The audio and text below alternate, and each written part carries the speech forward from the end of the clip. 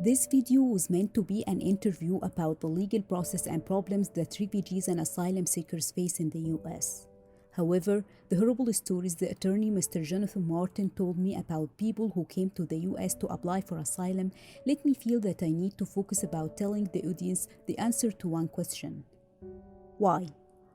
Why does any refugee or asylum seeker flee his or her country and do their best to make the US their new safe home? This video tells you two stories of two victims whose only wish was to save themselves and their families, a wish they never achieved. I've had a girl who was gang raped twice. She was gang raped once, went to the police after being pregnant and eventually telling her protector, her guardian, about it. They went to the police to report it, and lo and behold, one of the individuals who had raped her was a police officer. Terrified because of the threats against her younger child sibling of 7 or 8 years old, eventually was convinced by her aunt to go to a different police station. She went to a different police station and filed the report.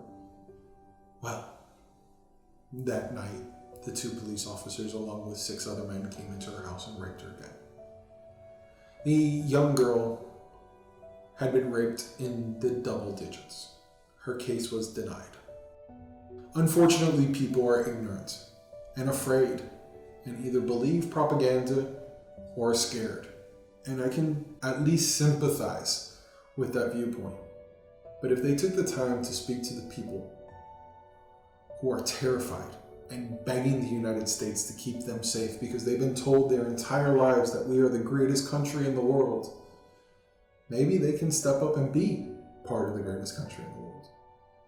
He was a police officer in El Salvador trying to do the right thing. The gangs eventually identified him and murdered his oldest son, leaving a box with his oldest son's head on his ex-wife's doorstep. He went to the gangs and told them he was done being a cop and he was leaving the United States and he would never testify against them, just to leave his family alone. And he left. And he came to the United States.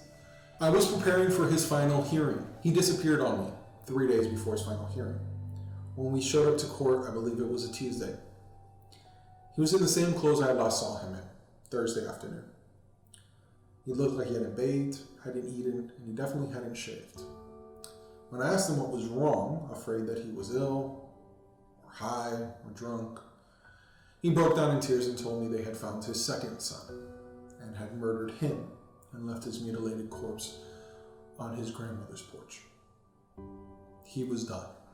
He wasn't going to have his case. He was busy getting the money to return to El Salvador. I requested the judge give me a continuance, and the judge understandably did so, because again, judges are not bad people. The father chose not to. He had a daughter left, and he was going to do whatever he could to save her. He left, and I was told a few months afterwards, when his ex-wife and his daughter came to the U.S. seeking protection, that he was killed.